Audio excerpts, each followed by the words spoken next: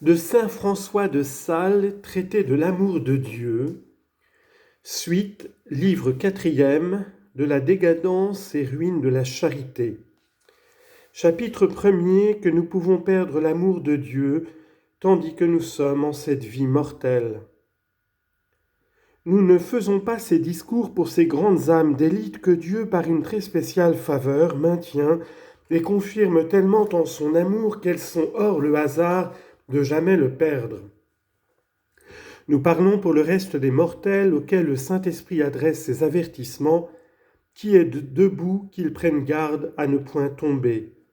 1 Corinthiens 10, 12. Tiens ce que tu as. Apocalypse 3, 11.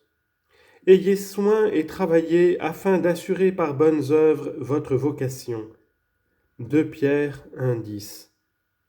Ensuite de quoi il leur fait faire cette prière: ne me rejetez point de devant votre face et ne m'ôtez point votre Saint-Esprit. Psaume 50, verset 13. Et ne nous induisez point en tentation. Matthieu 6, 13. Afin qu'ils fassent leur salut avec un saint tremblement et une crainte sacrée. Philippiens 2, 12. Sachant qu'ils ne sont pas plus invariables et fermes à conserver l'amour de Dieu que le premier ange avec ses sectateurs et Judas, qui l'ayant reçu le perdirent, et en le perdant se perdirent éternellement eux-mêmes, ni que Salomon, qui l'ayant une fois quitté, tient tout le monde en doute de sa damnation, ni que Adam, Ève, David, Saint Pierre, qui étant enfant de salut, ne laissèrent pas de déchoir pour un temps de l'amour sans lequel il n'y a point de salut. Hélas, ô Théotime, qui sera donc assuré de conserver l'amour sacré en cette navigation de la vie mortelle, puisqu'en la terre et au ciel tant de personnes d'incomparable dignité ont fait de si cruels naufrages. Mais, ô Dieu éternel, comment est-il possible, direz-vous, qu'une âme qui a l'amour de Dieu le puisse jamais perdre ? Car où l'amour est, il résiste au péché. Et comment se peut-il donc faire que le péché y entre, puisque l'amour est fort comme la mort, âpre au combat comme l'enfer ? Cantique des Cantiques 8, 7. Comment peuvent les forces de la mort ou de l'enfer, c'est-à-dire les péchés, vaincre l'amour, qui pour le moins les égale en force et les surmonte en assistance et en droit ? Mais comment peut-il être qu'une âme raisonnable, qui a une fois savouré une si grande douceur comme est celle de l'amour divin, puisse donc volontairement avaler les eaux amères de l'offense ? Les enfants, tout enfants qu'ils sont, étant nourris au lait, au beurre et au miel, abhorrent l'amertume de l'absinthe et du chicotin, et pleurent jusqu'à pâmer quand on leur en fait goûter. Ah donc, ô vrai Dieu, l'âme une fois jointe à la bonté du Créateur, comment le peut-elle quitter pour suivre la vanité de la créature ? Mon cher Théotime, les cieux mêmes s'ébahissent, leurs portes se froissent de frayeur et les anges de paix demeurent éperdus d'étonnement sur cette prodigieuse misère du cœur humain qui abandonne un bien tant aimable pour s'attacher à des choses si déplorables. Mais avez-vous jamais vu cette petite merveille que chacun sait et de laquelle chacun ne sait pas la raison ?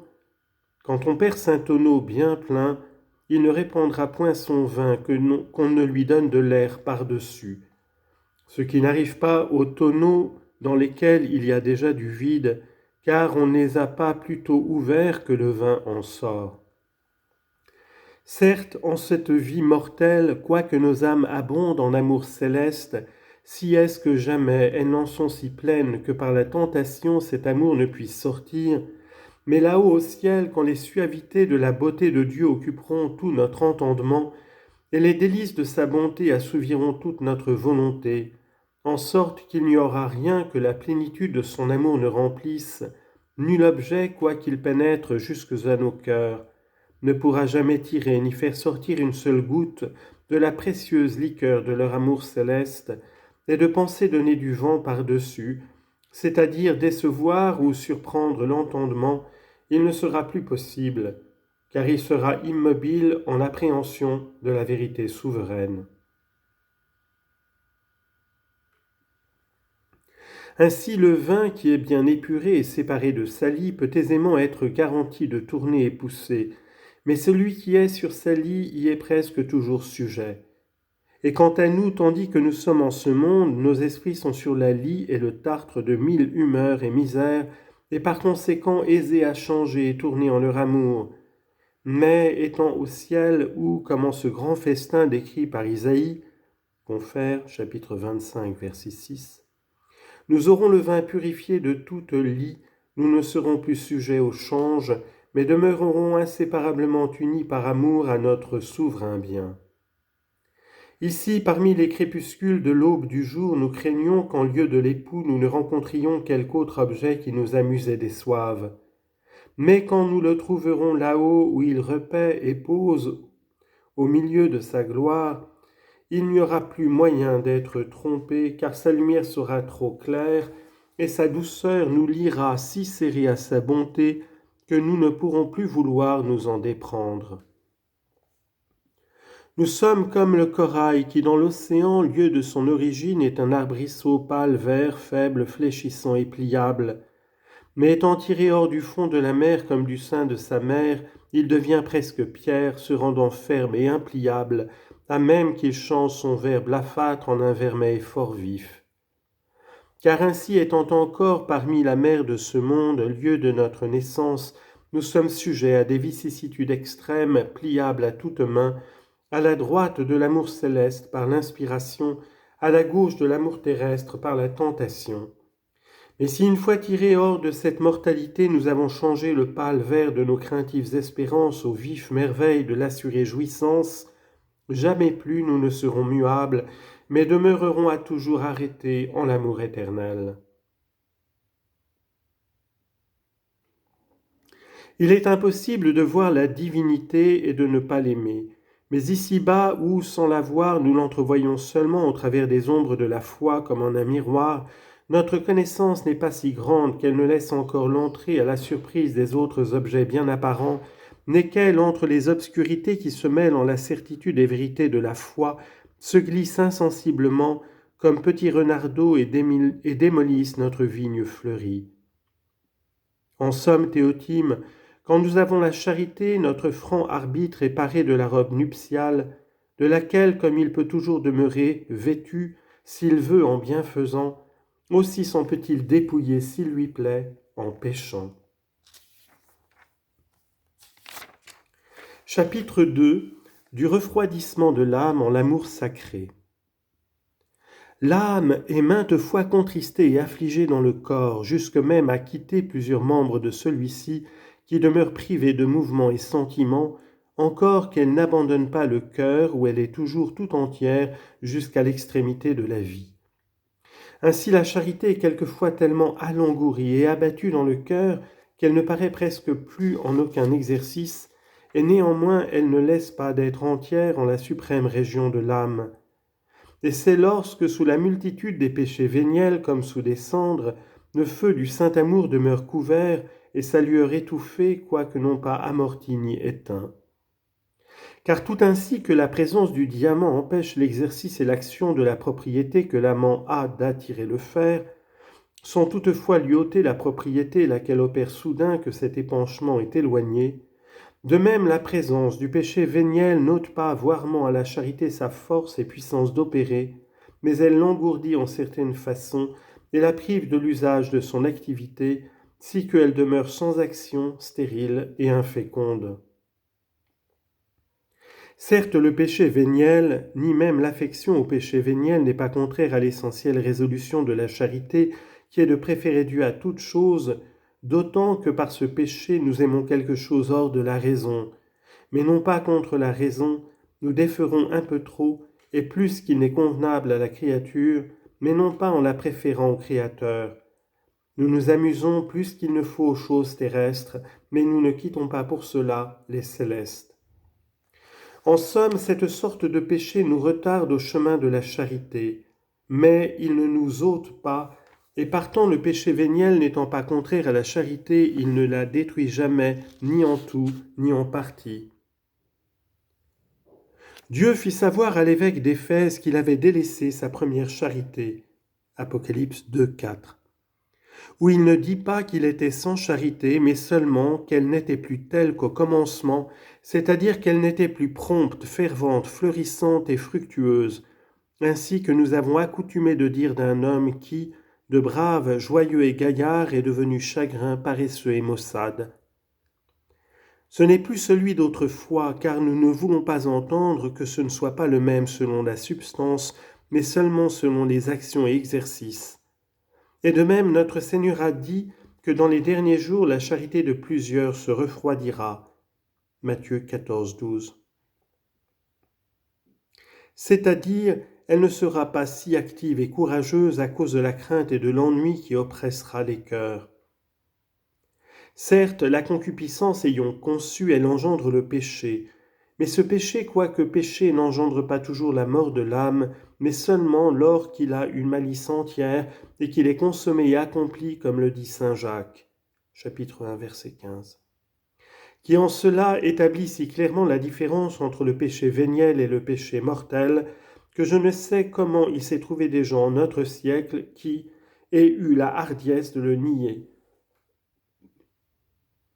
Néanmoins, le péché véniel est péché, et par conséquent il déplaît à la charité, non comme chose qui lui soit contraire, mais comme chose contraire à ses opérations et à son progrès, voire même à son intention, laquelle étant que nous rapportions toutes nos opérations à Dieu, elle est violée par le péché véniel qui porte les actions par lesquelles nous le commettons, non pas voirement contre Dieu, mais hors de Dieu et de sa volonté.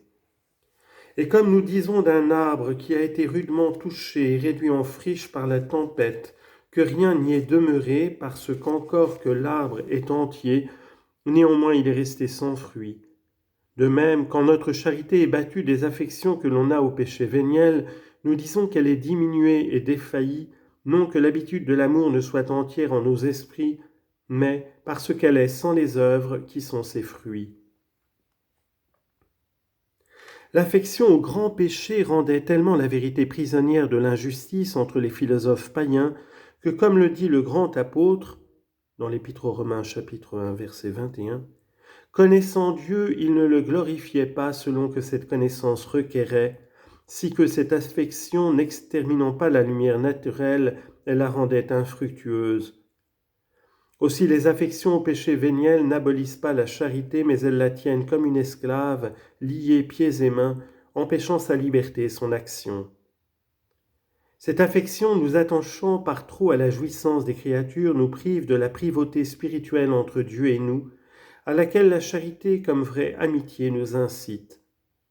Et par conséquent, elle nous fait perdre les secours et assistances intérieures qui sont comme les esprits vitaux et animaux de l'âme, du défaut desquels provient une certaine paralysie spirituelle, laquelle enfin, si on y remédie, nous conduit à la mort. Car en somme, la charité étant une qualité active, ne peut être longtemps sans agir ou périr. Elle est, disent nos anciens, de l'humeur de Rachel, qui aussi la représentait. « Donnez-moi des enfants, disait celle-ci à son mari, autrement je mourrais. » Genèse chapitre 30, verset 1. Et la charité presse le cœur auquel elle est mariée de la féconder en bonnes œuvres, autrement elle périra. Nous ne sommes guère en cette vie mortelle sans beaucoup de tentations. Or, ces esprits vils, paresseux et adonnés aux plaisirs extérieurs n'étant pas dus au combat ni exercés aux armes spirituelles, ils ne gardent jamais guère la charité, mais se laissent ordinairement surprendre à la coulpe mortelle. Ce qui arrive d'autant plus aisément que par les péchés véniels l'âme se dispose au mortel. Car comme cet ancien, ayant continué à porter tous les jours un même veau, le porta enfin encore qu'il fût devenu un gros bœuf, la coutume ayant petit à petit rendu insensible à ses forces l'accroissement d'un si lourd fardeau. Ainsi celui qui s'affectionne à jouer des tétons jouerait enfin des écus, des pistoles, des chevaux, et après ces chevaux toute sa chevance. Qui lâche la bride aux menues colères se trouve enfin furieux et insupportable, qui s'adonnent à mentir par raillerie est grandement en danger de mentir avec calomnie. Enfin, Théotime, nous disons de ceux qui ont la complexion fort faible, qu'ils n'ont point de vie, qu'ils n'en ont pas une once, ou qu'ils n'en ont pas plein le poing, parce que ce qui doit bientôt finir semble en effet n'être plus. Et ces âmes fainéantes, adonnées au plaisir et affectionnées aux choses transitoires, peuvent bien dire qu'elles n'ont plus de charité, puisque, si elles en ont, elles sont en voie de la perdre bientôt.